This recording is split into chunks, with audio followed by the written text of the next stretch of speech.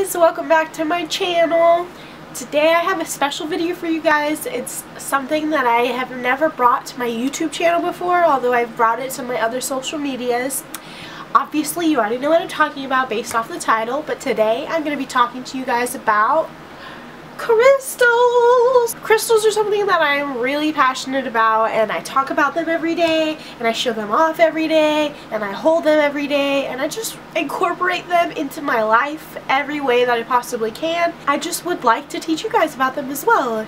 If you don't believe in this kind of thing, then that's totally okay. You don't have to. Just take this as an educational purpose, because there are cultures out there and groups of people out there who practice these kinds of things and truly believe these things with their whole heart, and I'm one of those people. So if you would like to know more about crystals, then just go ahead and keep watching.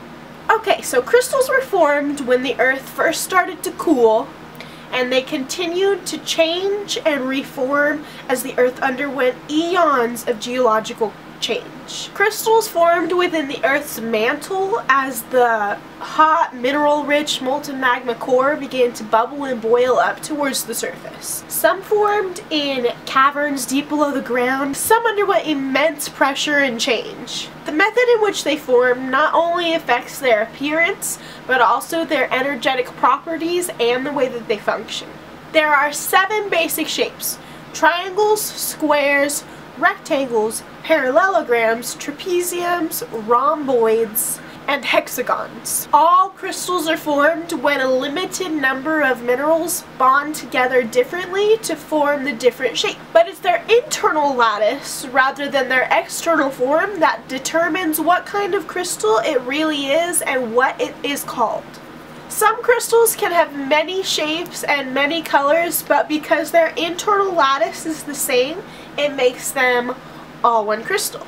This means that regardless of whatever form it takes, the way it absorbs, conserves, focuses, and emits energy will all be the same. Science teaches us that all things are energy, that atoms are attracted to each other, and that they vibrate at certain frequencies alongside each other or past each other to create different things. By things I mean solids, liquids, gases. What's the other one? Something to do with ghosts. I remember. Plasm. Ghosts. Ectoplasm. You know what I mean. The atom and its component parts forms the heart of a crystal. So what this means is that even though a crystal may look calm and serene on the outside, it's actually a seething molecular mass full of energy vibrating around a center that is constantly in motion. This is what gives a crystal its energy. Some more generic stones like quartz or amethyst are great for physical work. What this means is that they are more beneficial for physical or emotional healing. Many of the newly discovered stones carry the same generic properties as amethyst or quartz, but vibrate at a higher frequency. What this means is that they are far more effective at subtle energy work, like for the spirit or the aura. It is said that in order to be able to use these stones, your own vibrational frequency must be in harmony with that of the stone. In order to achieve this, you can hold the stone in your hands, close your eyes. Well, I mean, I would close my eyes. I guess you don't really need to close your eyes. And then holding the stone in your hands will align your body's vibrational frequency. That was hard to get out. I don't know why. With that of the stone. Now, crystals absorb energy just as easily as they emit energy. What this means is that they're able to soak up all of the energy that is around them, whether this is positive or negative. That is why it is really, really, really important for you to cleanse and charge your stones. You can cleanse them in a number of ways. One way that you can cleanse your stones is by holding them under running water. But not all stones can get wet.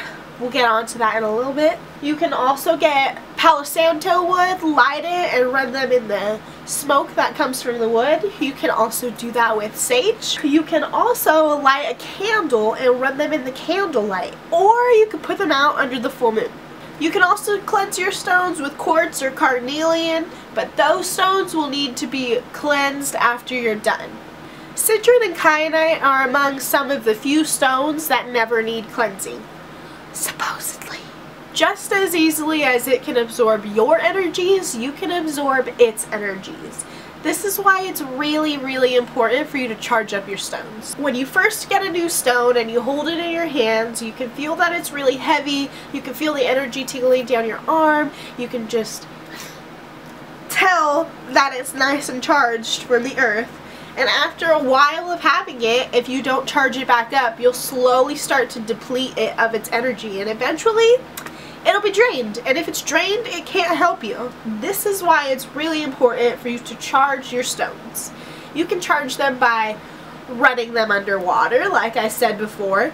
You can charge them by putting them out under the full moon. You can go out and you can pick some rose petals, put them in a bowl, and put your crystals in the bowl with the rose petals, and within a few days they should be noticeably heavier and visibly more colorful if there's something like an aura or an opal. You can also go outside and bury them, because obviously it's the earth's energy that is what charged them up in the first place. That took me like 4 takes to say, guys. You can also buy stones that charge up your crystals for you, like this selenite right here. Selenite derives from the Greek moon goddess Selene and means moon-like glow.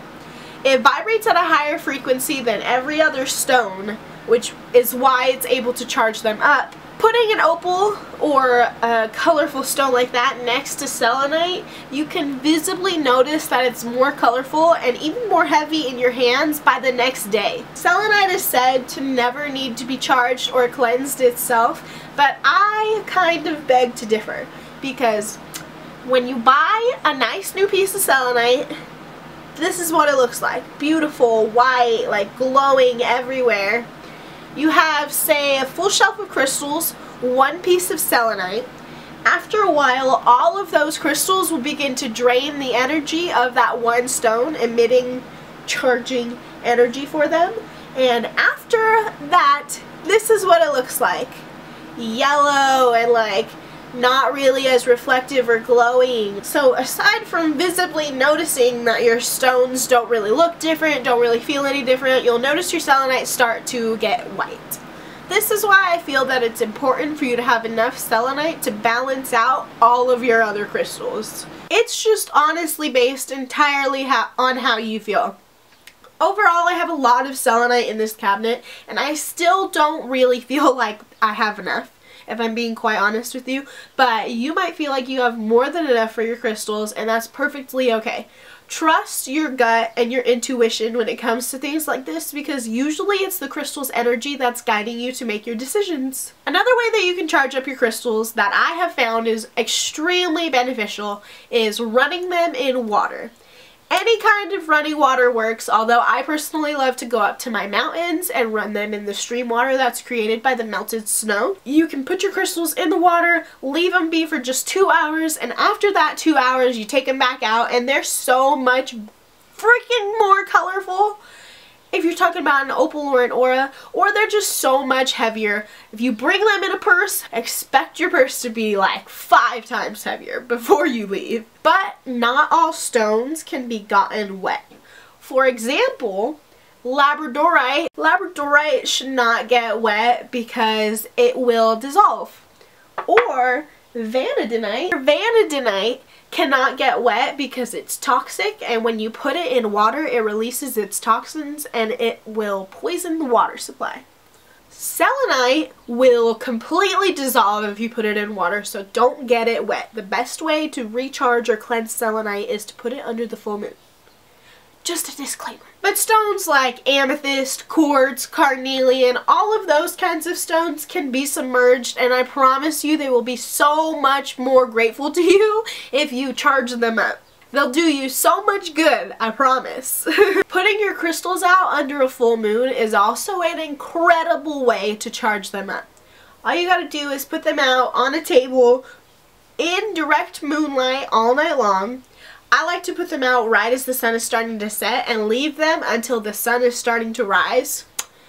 And I swear to God, they are so beautiful in the morning. It's freaking incredible. Some stones can be charged by the sun, but a lot will be drained and will lose their vibrancy if you leave them out in the sun. So just try your best to bring them back inside before the sun has fully risen. However often you feel it's important for you to charge your crystals is entirely up to you, and whatever you decide to do is a perfectly wonderful decision. You may decide that you want to take them up to the mountains and charge them in the stream water like once a week. You may decide that you want to put them out under the full moon once a month. Or you may decide that you want to buy selenite and have them charging and cleansing every day.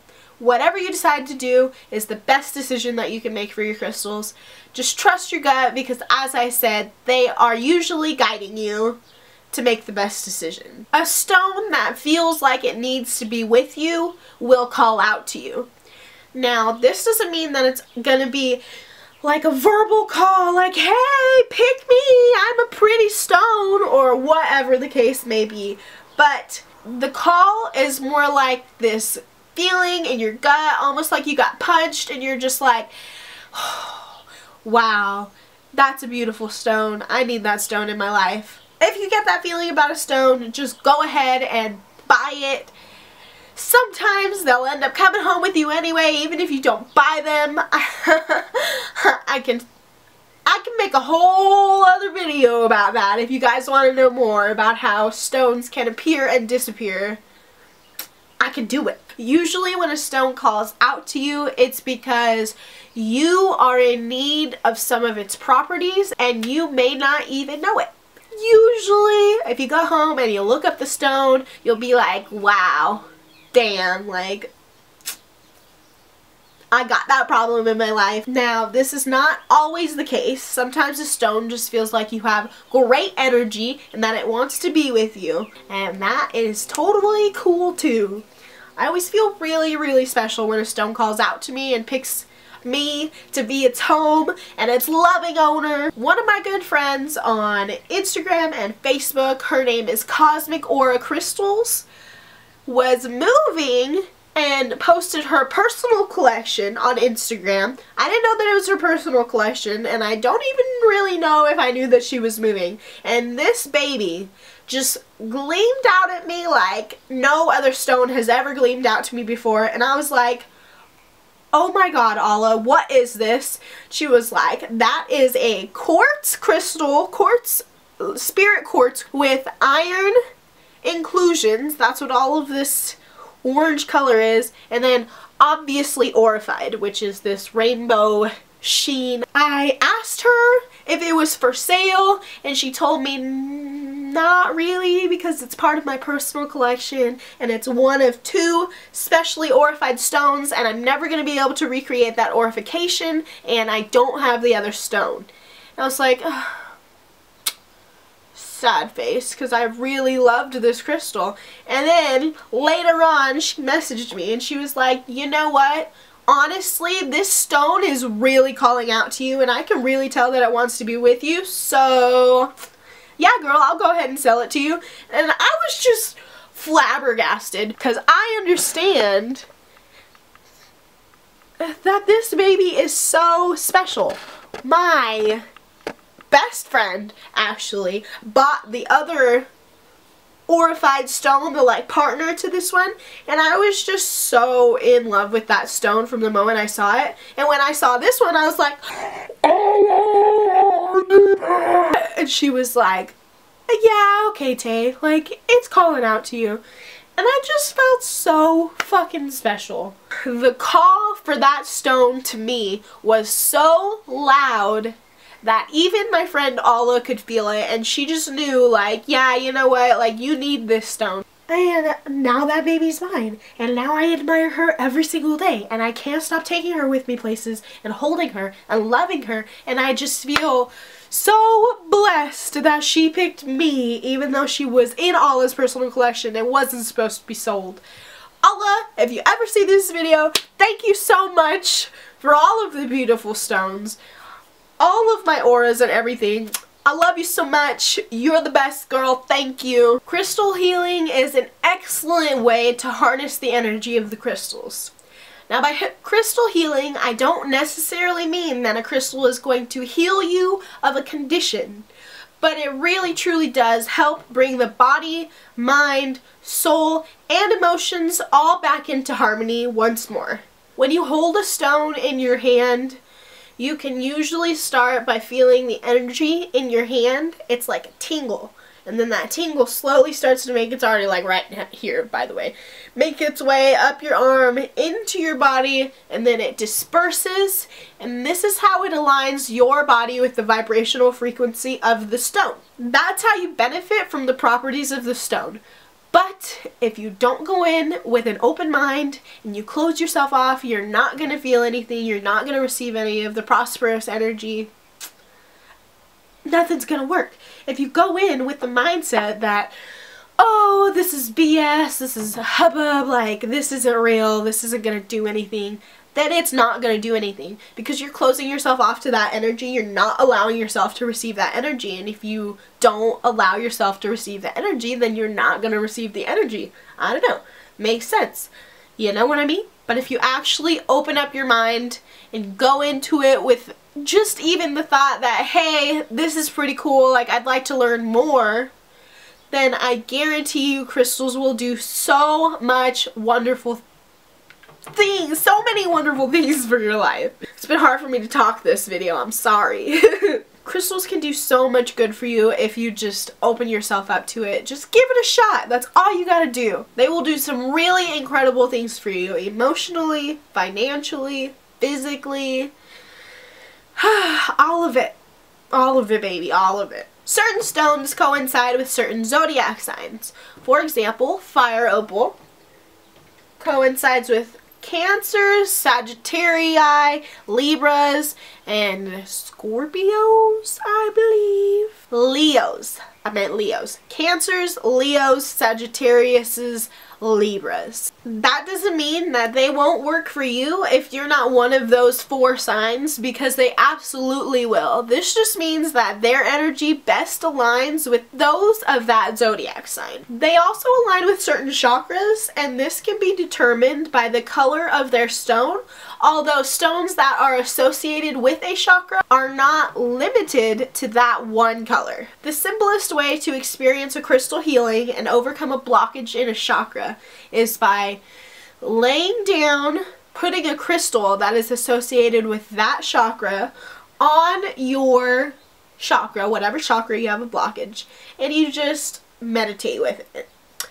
It's said that you can meditate for just 20 minutes and receive their energy, but I personally like to do it for about an hour. And I don't know why, but I always seem to end up falling asleep while doing this anyway, and I always wake up at the hour mark. Always. It's really insane and also really incredible and a really special experience, and I hope you all give it a shot. I really hope you just give it a chance, because it can do some seriously life-changing things for you. Now, meditating with them on a chakra works best when you are in a quiet, receptive state of mind and you are relaxed and you won't be bothered. And so if you're on your phone or watching a YouTube video or doing something along those lines, that is the exact opposite of the effect you are trying to receive. You can use crystal books or do online research to find a stone that aligns with your zodiac sign for a specific chakra that you feel you may have a blockage in, for a specific ailment that you feel you are suffering from. For example, say you're a Cancer with a low sex drive, so you feel like you have a blockage in your sacral chakra. The sacral chakra is what houses the energy center of your body, sexually or otherwise. So if you have a blockage in that chakra, you may feel drained, you may feel like you have a really low sex drive. You can do your research, find that fire opal works best with Cancers for the sacral chakra, and one of the benefits that it's for is sexual energy, reviving sexual energy. And if you meditate with this on your sacral chakra, it should help you feel like you have a higher sex drive. There are so many ways to work with crystals and receive their energy. The best I find being physical touch. But you will have to be open to feeling it. I cannot stress that enough. If you go in with your mind closed off, nothing's gonna happen. Well, alright guys, we've made it to the end of the video. I hope you guys really enjoyed this video because I really enjoyed making this video and I really love talking about crystals. It's really awesome that I'm able to bring it to YouTube and I hope you guys liked this video. I hope it was helpful. Let me know down below if you would like me to continue talking about my stones and their properties. Even if you don't let me know if you like this series or not, I'll probably continue to do it because I really love crystals and they make me really happy. Yeah, that's all I got for you guys. Thanks for sticking around and watching to the end of the video and I really hope to see you guys in the next one. Bye guys!